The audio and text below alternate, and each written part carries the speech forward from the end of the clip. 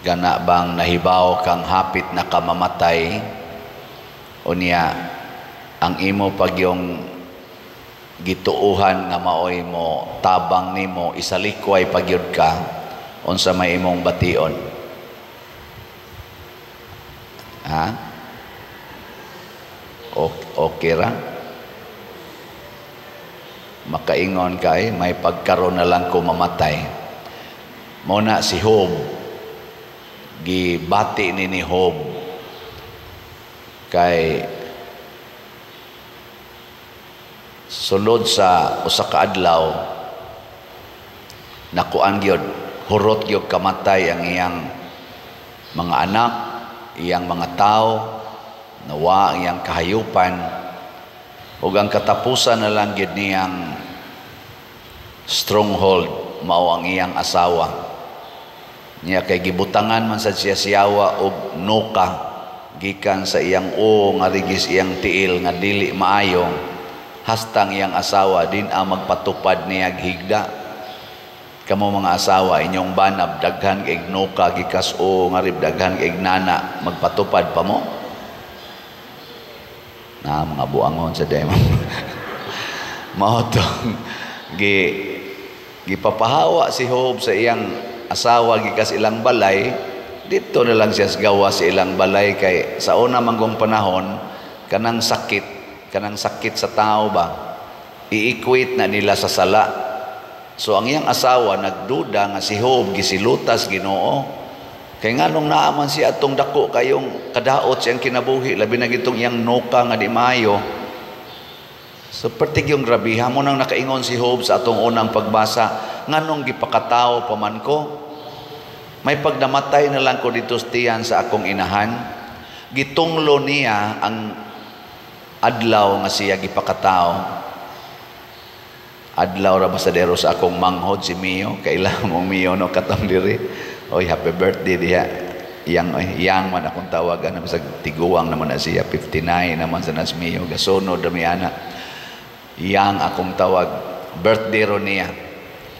Mo nang kinini ang nagtunglo si kuano usahay makaingon biyata ana nganong natao pa man ko, katubit ang pag elementary nako, bugo man ko kayo ato, sige ko kasiro niya pay latos ni mama nga mag-average og kaduhas usa ka adlaw.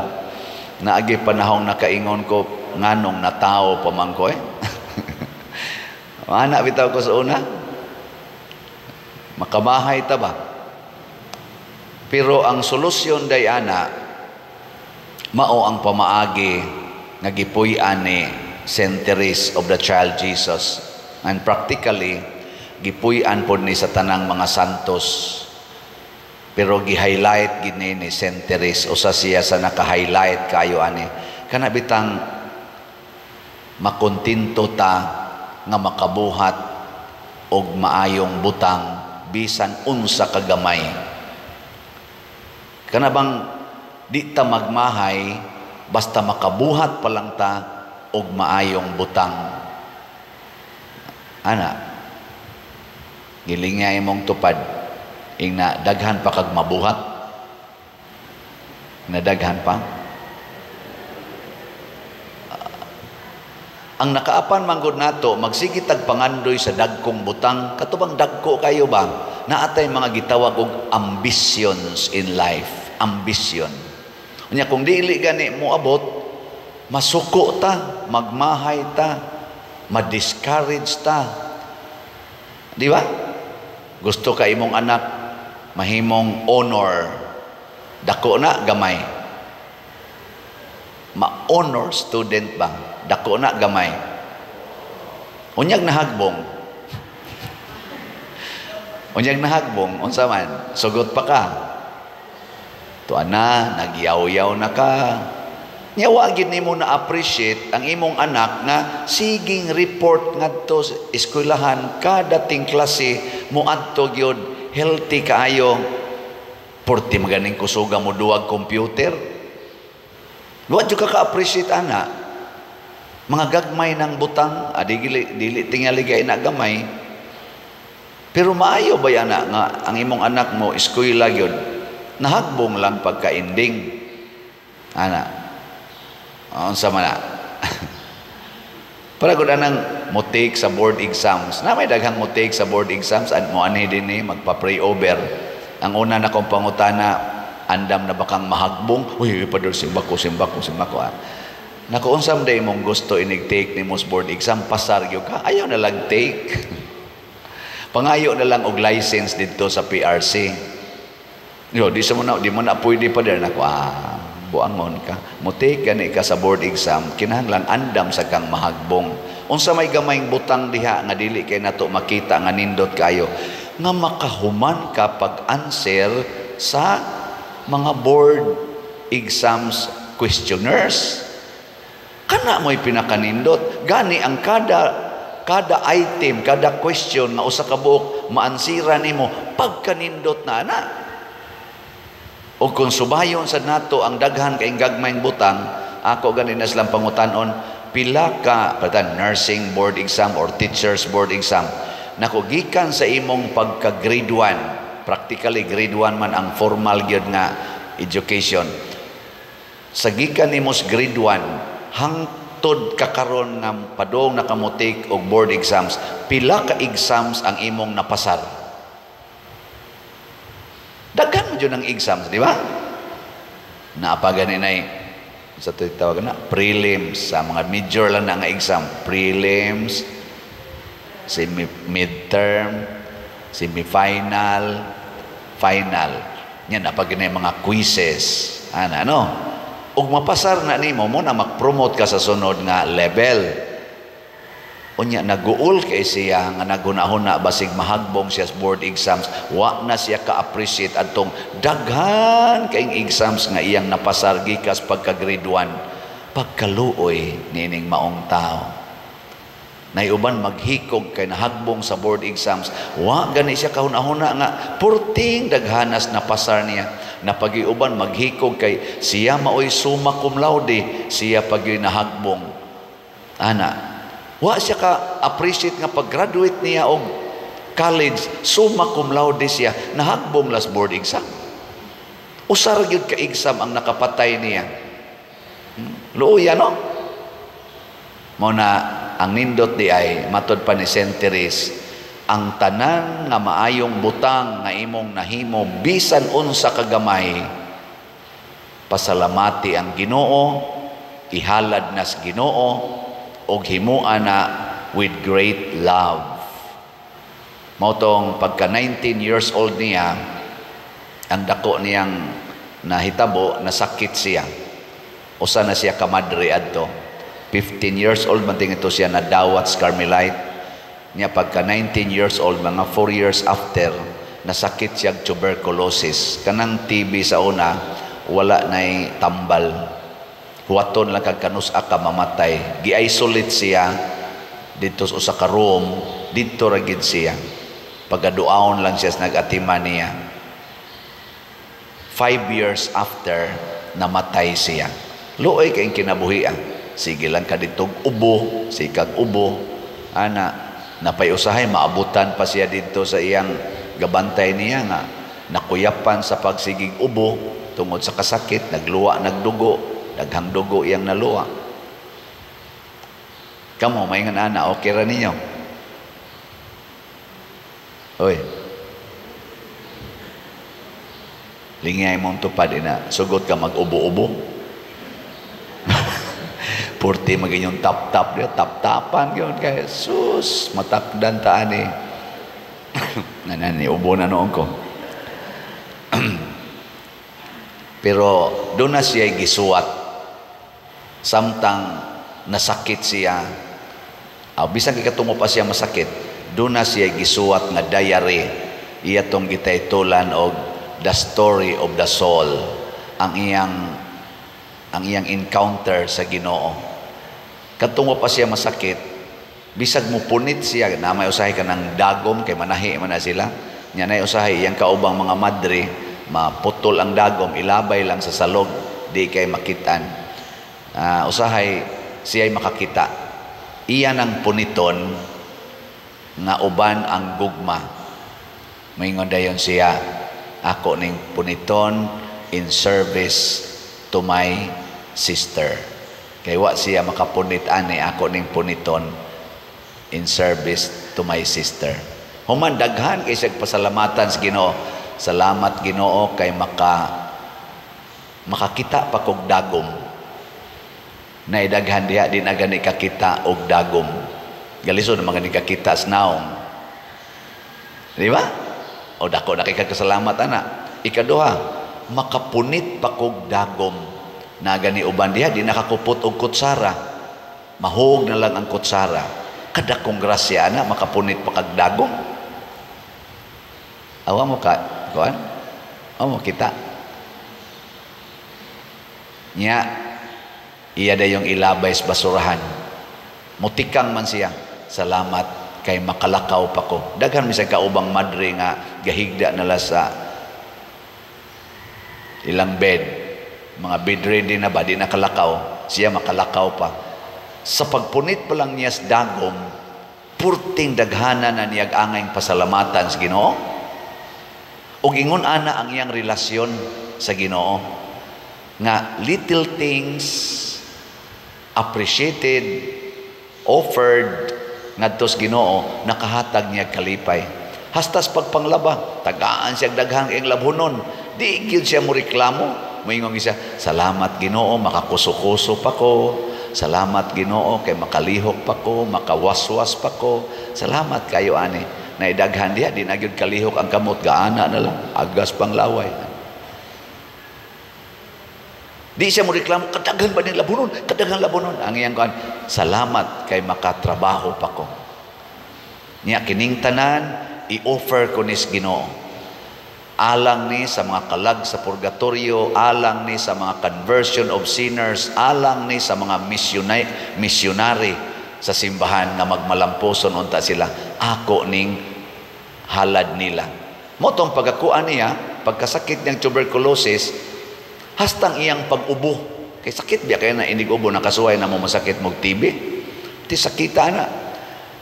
Inig-ubo na niya, ang kasakit nga iyang gibati, ningon siya, Lord, kining akong kasakit nga gibati, ako ning ikonik sa imong pagkalansang sa cross. Sobra pa ang imong gibati kay ani. May ning ako, ubura ang imo, natusak-tusak yun imong lawas sa mga samad. Ikonik ko ning akong kasakit. Unya, Lord, gamitan ni para sa pagpalampos sa misyon sa simbahan, sa mga misyonero. Hangtod nga ipakita na sa Ginoo niya ang panginahanglan sa missionary work sa simbahan nga lisod gyud kaayo.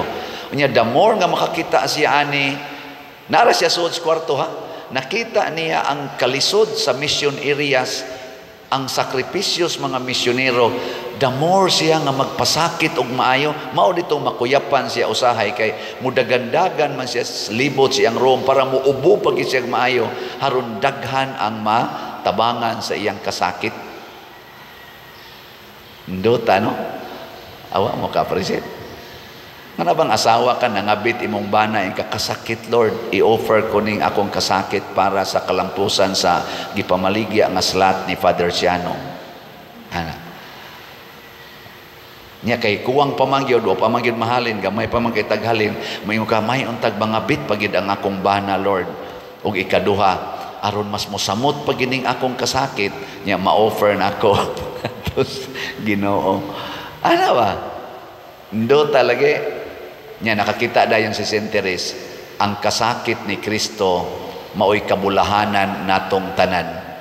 Mao sad na nga ang ako sang kasakit hinaot nga gamiton sa Ginoo nga kabulahanan sa simbahan. Mo nang si Saint Therese gideclare siya nga one of the 3-4 patron saints sa mission. Pagka year 2000, bro, ikaduha, ikatulo ba siya nga kuan sa mission. Wa siya katikang bisag usa lang kalakang gikan sa bakba sa pultahan sa Carmelite, pero nahimo siyang patroness of the mission. Tungod siyang gugma. Kanindot ana. Saman. Okay na mo? Lingay mong tupad. Ing napakay 100 ha. na kay 100 pesos ing na ipalit nag-slot CTUMM kay naatay pakanunon nga mga 3,000 sugda na nato karong first week. Ato na silang pakanon. Ang atong halin sa CTUMM para atong ipalit og 5 kilo rice para aning atong mga gigutom kayo nga mga parishioners, mga pamilya. Nahalina na tag 14,334 ka slots, na apay 55,666 ka slots nga available, tag 100 pesos per slot. Yan na ni 61 slot challenge, 6,100 per challenge, nakadawat na sa tag 72. Yan nga to sang paras kumbinto, ang SBF DAG na nasa tayhalin nga 39,744, na apay 20,256 ka slots nga available, tag 500 pesos per slot. Naasa na siya 16 slot challenge nga tag 8,000 per challenge, 250 na sad ang atong nadawat nga 16 slot challenge sa SBF DAG. Atong pakpakan ang namalit ni ini. Salamat kayo.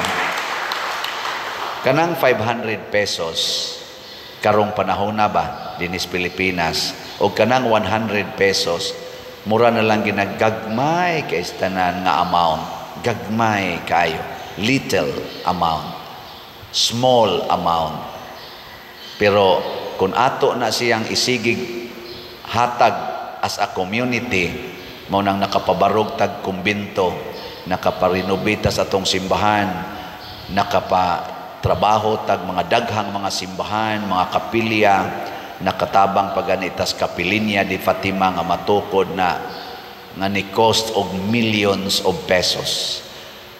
Dako na kay tag nagasto million sa ato dinhi mga projects tungod anang atong ginagmay nga slot. Og mao sa nay gustos Ginoo nga let us love doing little things with love, and it can give great impact to salvation. Kanindot unta kining ato mga leaders atong nasod, dili na sila magsigig away anang mga millions, mga billions. Ila untang tabangan ang atong ginagmayng mga panginahanglan, labi na gining mga balay sa atong mga tao nga naa sa squatter area, naa sa sidewalk nagpuyo. Ang pagkaon, maghimo na gyud sistema, dili lang ng tunol-tunol unya biyaan dayon. Angay lang na pares nato nga wa gyud tay mandato nga mo himog sistema alang sa kalambuan sa kinabuhi sa tao. Pero kanang atong galingkod sa gobyerno, naagi na sila'y mandate kay nagbuhista, naghatag tagbuhis para gyud ilang gamiton for the benefit sa least ones. Sila magsigig tahod anang mga dagkog ranggo diha sa atong gobyerno. Mura na noon sila nahimong ulipon sa mga dagkog ranggo, nalimot na sila nga di ay ubos, nga murag mga kuyabog langgam nga nagnganga pero wa nay gihungits bakba. Luoy kayo, no? Ang dagko na lang butang atong gitan-aw, kinsay pinakadakog ranggo, pinakadako og authority, kidakadakog gahom.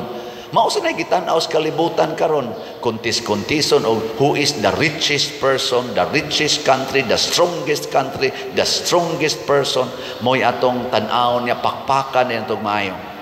Centuries of the child Jesus is telling us the great person is the one who can see and who can do little things consistently and with love. O usag yun sa pinakagamay butang kanig yung paghigugmas kaaway. Muna si Kristo, iyang giingnan ang iyang mga apostoles, ayaw mo pangaway ang taga Samaria. Bisag hapit na ta gi-reject, wa tatagda, sige lang, dawato na nato. Kanang paghigugma sa atong kaaway, dili lang na gamay, bati pagyod nga buhat para nato. Kay abusuhan man ta, pero para sa Ginoo, og mobuhat ta ana, mahimot ang anak sa Dios, mahimot ang perfect in the eyes of God. Okay, katapusang lingi sa imong tupad, ing na mubuhat kag maayos imong kaaway, Ingna ko no. Ingna mo buhat kag maayo sa imong kaway. Nya mo ingon gani siya, sugod karon ako na nang buhaton. Ingna dayon, liwat na kang sinteres.